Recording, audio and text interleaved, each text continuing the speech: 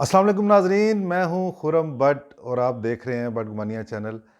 नाजरीन, आज हमारे साथ मौजूद हैं सीनियर सहाफ़ी तज्ज़िया कार राजा आतिफ साहब, जो न्यूज़ टू यू के एडिटर भी हैं। आज उनसे कुछ सवालात करेंगे और मालूमात लेंगे आपकी आगाही के लिए। राज साहब, बहुत बहुत शुक्रिया, आपने वक्त दिया बट गुमानिया को हमारे नाजरीन के लिए उनको आगाही फराहम करने के लिए।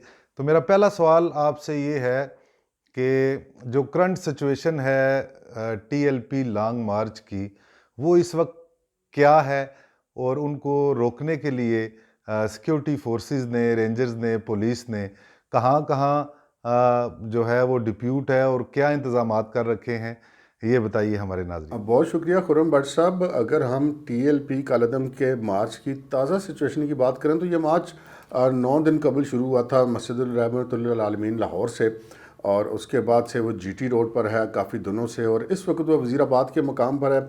जहाँ तक हमें वहाँ से इतलात मौसूल हो रही है कि वज़ीराबाद के मकाम पर भी बहुत सारी खुदाइयाँ की गई हैं, बहुत सारे बंकर्स बनाए गए हैं, कंटेनर्स मौजूद हैं। लेकिन जो सबसे बड़ी रुकावट उनको पेश आएगी वो पेश आएगी दरिया चनाब के पुल पर, और फिर उसके बाद दरिया झेलम के पुल के ऊपर। दरिया चनाब के पुल के ऊपर ना सिर्फ यह कि बहुत मोटी मोटी दीवारें बनाई गई हैं, यानी कि 6-6 7-7 ईंटों की एक एक दीवार है, फिर उसके बीच में उतना ही वक्फा है, फिर आगे दूसरी दीवार है, ऐसी कई दीवारें तामीर की गई हैं और कंटेनरों से भर दिया गया। जितने लंबे पुल हैं वो तमाम कंटेनरों से भर दिए गए हैं। उन कंटेनरों के अंदर मट्टी मौजूद है, फोर्सेस मौजूद है। पुलिस की पहले ही वहाँ पे बहुत भारी डिप्लॉयमेंट थी, लेकिन अब वहाँ पर पंजाब रेंजर्स की भी तैनाती की गई है। देखना ये है कि अब ये मामला मुज़ाकरात के ज़रिए हल होगा या आगे चलेगा।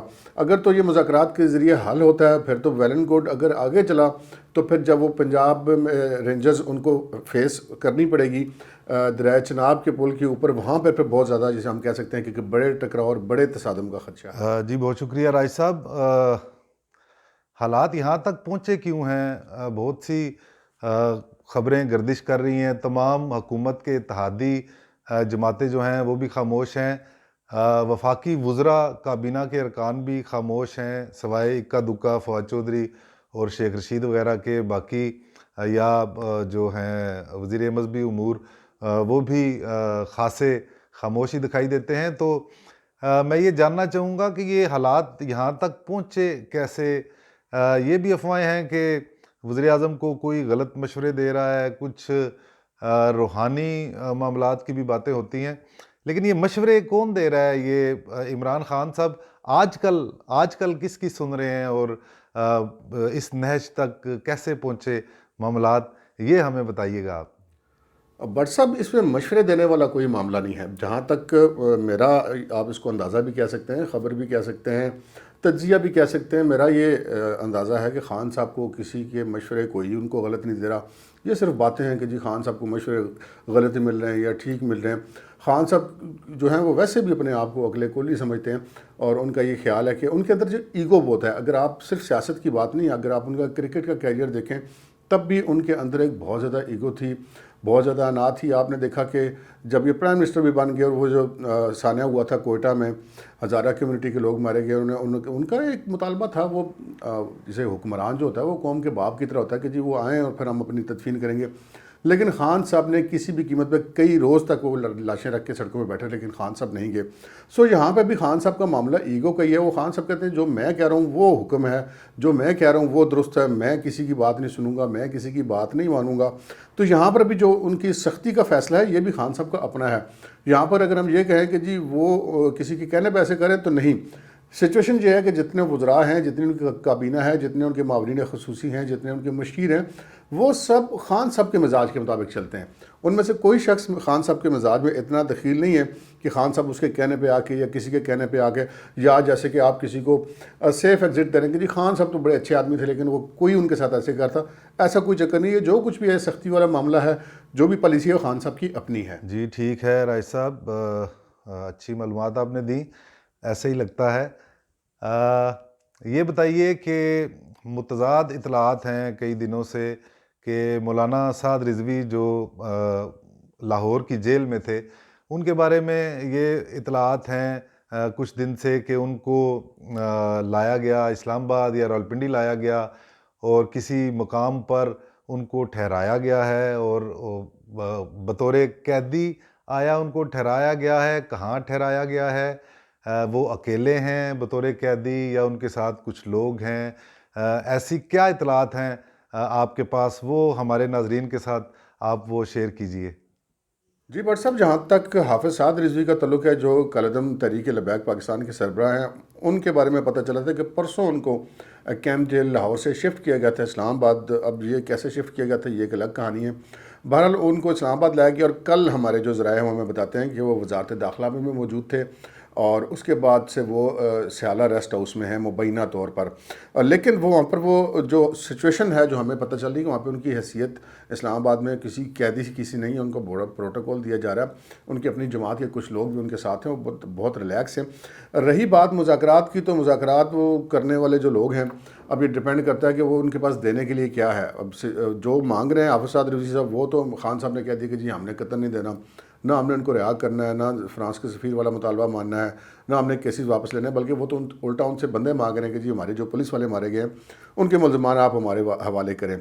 और मैं कराम का एक वक्त, जिस वक्त मैं आपसे बात करूँ, इस वक्त खान साहब के पास मौजूद है। क्या बात होती है ये एक बात की बात है, लेकिन एक बतौर साफ़ी मेरी एक अपनी ओपिनियन है कि मैं जितना खान साहब को बतौर वज़ीर-ए-आज़म हमने देखा या बतौर सियासतदान देखा या उससे पहले बतौर क्रिकेटर देखा, वो उलमाए किराम के वक्त को पे भी वो यही कोशिश करेंगे कि उनको ये समझाएंगे कि वो उनसे बड़े आलिम दीन हैं। जैसे कि आपको पता है कि वो तकरीरें करते हैं तो वो कहते हैं बस मुझे सारा कुछ पता है। तो और एक तो मुझे सारा कुछ पता है, फिर दूसरा जो मैं कह रहा हूँ वैसा करेंगे। इस तरह मामलात आगे नहीं चलते। अब देखना ये कि जिन उलमा को वो अब क्या उसे कहते हैं डंडा डोली करके खान साहब के पास ले जाया गया है, वो अब उनसे खान साहब से क्या बात करते हैं और वो दोनों तरफ क्या बात करेंगे, क्योंकि अगर दोनों तरफ से लचक का मुजाहरा नहीं होगा तो ये मामला फिर जूं का तूं रहेगा, और उलमा का जो ये वफ्द ये भी फिर नाकाम होगा। अब देखते हैं आज शाम तक ये उलमाए कराम जो हैं वो इस मामले में कोई रोल प्ले कर पाते हैं या नहीं कर पाते। जी शुक्रिया राज साहब। आखिरी सवाल मैं आपसे करूंगा, आपका वक्त भी कीमती है।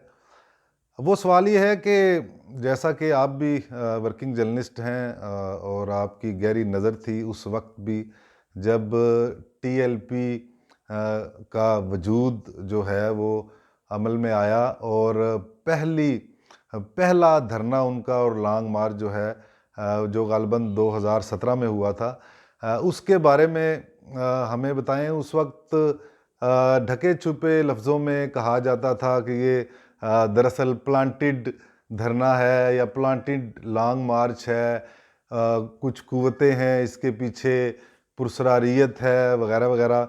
बाद में वही बातें अब खुल कर की जाती हैं, नाम लेकर की जाती हैं, खुल कर वो बातें अब की जाती हैं।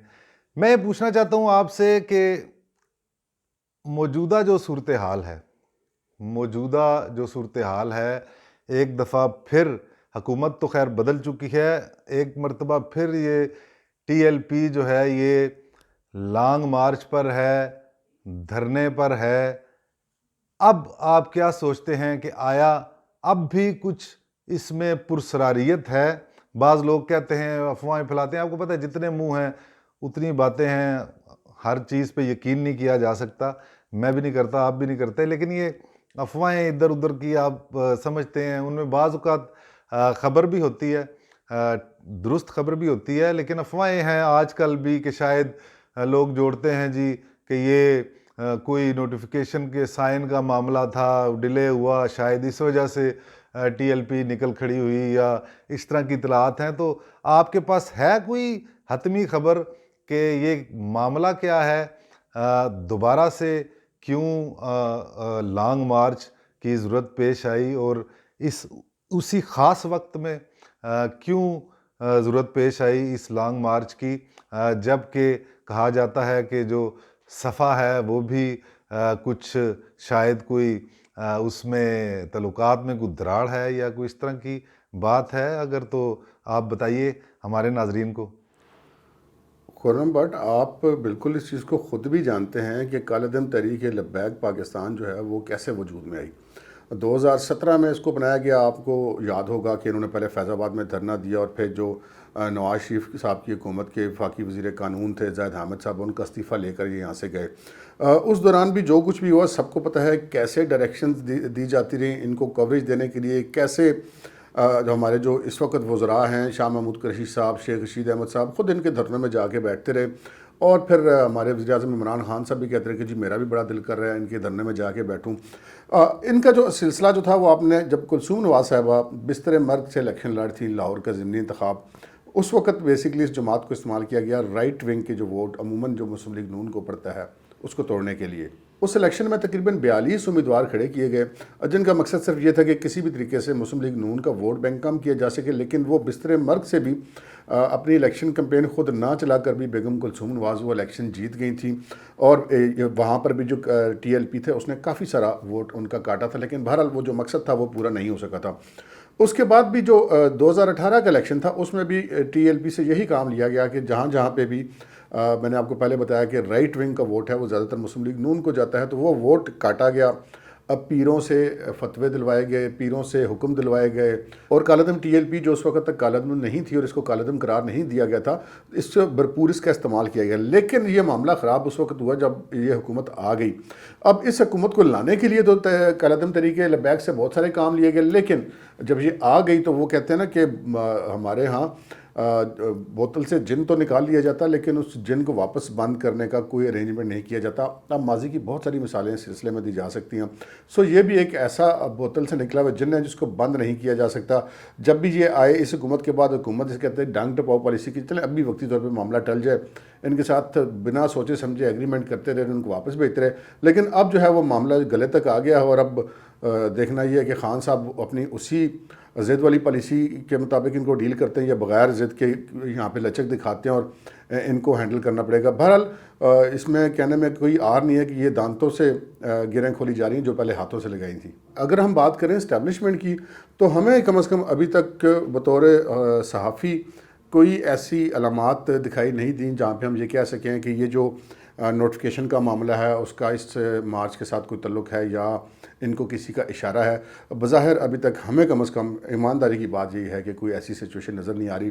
یہ جو بھی معاملہ ہے یہ ٹی ایل پی کا اپنا ہے، یہ ان کا اپنا فیصلہ ہے، اور البتہ حکومت جو ہے وہ اس معاملے کو کیسے ہینڈل کر رہی ہے، اس میں ہم نے دیکھا کہ جہاں تک رینجرز کا تعلق ہے وہ تو ہمیشہ سے جب سول گورنمنٹ کو ضرورت ہوتی ہے وہ کال کرتے ہیں، ان کی معاونت کے لیے آ جاتے ہیں، لیکن ہم اگر یہ کہیں کہ اس میں ہمارا کوئی ادارہ کسی بھی طرح سے انوالو ہے تو ایسی کوئی بات ہمیں کم از کم دکھائی نہیں دے رہی۔ جی تو ناظرین، راجہ عاطف صاحب ہمارے ساتھ موجود تھے اور تفصیلی طور پر انہوں نے آپ کے سامنے بیان کیا جو ہم نے سوالات ان سے کیے، جو تازہ صورتحال ہے، وزیر اعظم کو کون مشورے دیتا ہے، ٹی ایل پی پھر کیوں لانگ مارچ کے محاذ پر ہے، اور ان تمام معلومات سے انہوں نے آپ کو آگاہ کیا اپنے ویژن کے مطابق، اپنی معلومات کے مطابق۔ تو آج کے لیے اتنا ہی، نیکسٹ ولاگ میں آپ کو پھر باخبر کریں گے تازہ حالات سے۔ تو بدگمانیہ چینل دیکھتے رہیے، ہمارے ساتھ رہیے، کمنٹس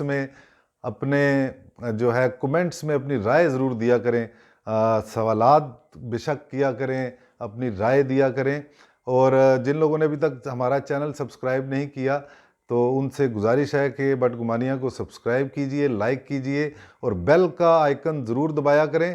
عام لوگوں کو اتنی اس کی آگاہی نہیں، بیل کا آئیکن دبانے سے یہ فائدہ ہوگا کہ آپ کو اپنی مرضی کی معلومات بر وقت آپ کو نوٹیفیکیشن آئے گا، آپ وہ دیکھ سکیں گے۔ تو آج کے لیے اتنا ہی، خرم بٹ کو دیجیے اجازت، اللہ حافظ۔